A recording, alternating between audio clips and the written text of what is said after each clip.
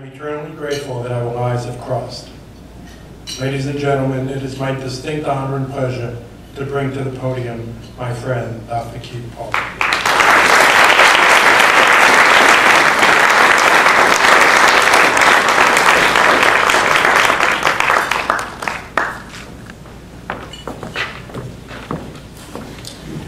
Thank you to everyone who came tonight.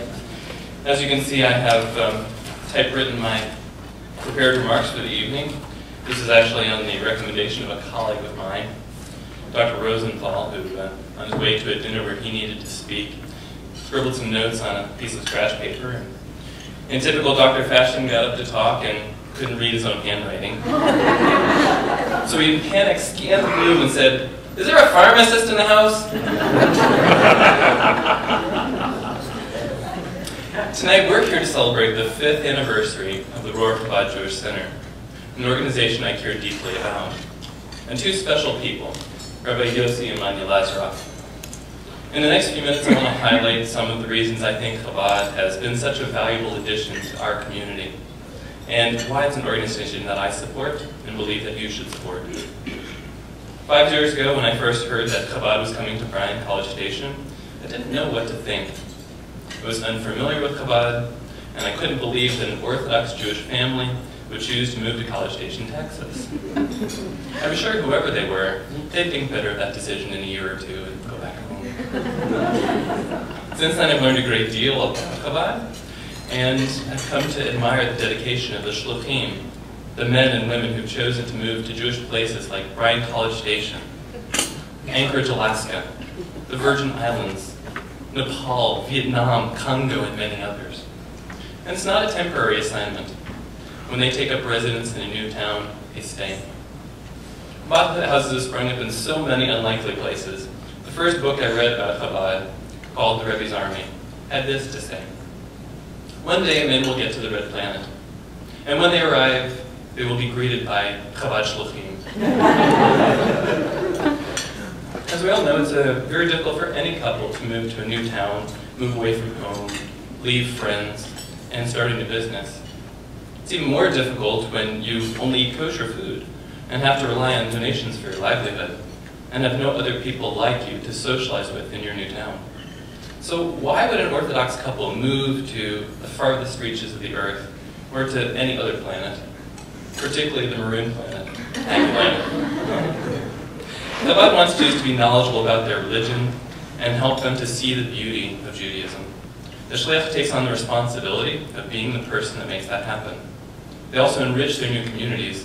They teach other folks of other faith traditions about Judaism. They serve as an example of how to live as an Orthodox person in a less Jewish place. And they provide a home away from home for students and travelers the world over. Education is central to the mission of Chabad. It's not a coincidence that many Chabad houses are on college campuses. Yossi and Manya spend a tremendous amount of time working with our students. They provide countless free meals every semester. They host a Texas Shabbaton, which brings together students from college campuses across the region.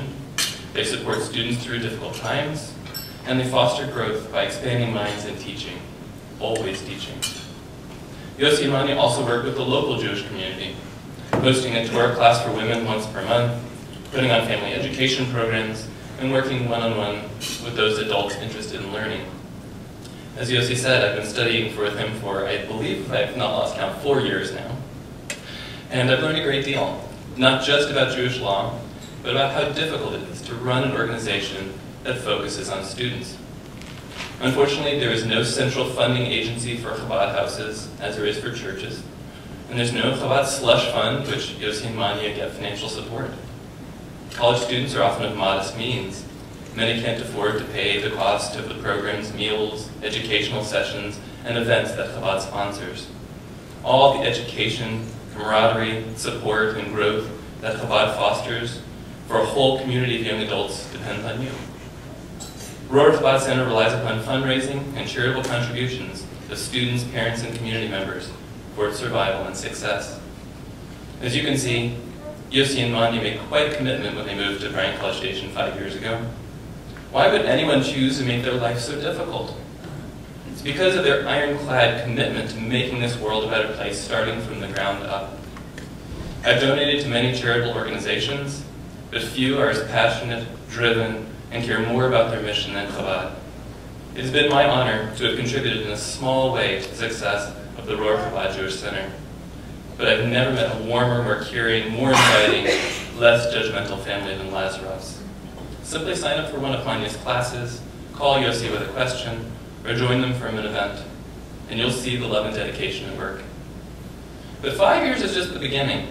I look forward to the next 5 years with anticipation, confidence in the knowledge that, as with medicine in my field, Chabad's commitment to their core values won't change.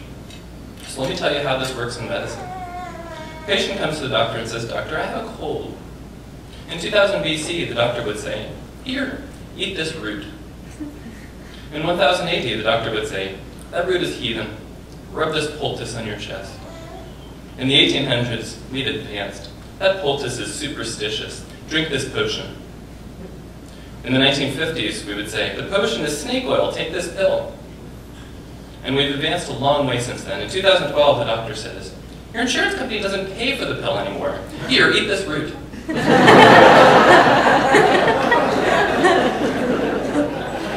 If the lessons that were valuable for doctors in 2000 BC are equally valuable today, how much more important are the eternal values of Judaism that Chabad promotes? Please join with me in becoming part of the phenomenon taking place in Aggieland. Thank you again to Rabbi Yossi and Manya for the honor. Thank you to Jerry for the beautiful introduction. Thank you to my friends who joined me today. And thank you to all of you for your support of the Rohr Chabad Center.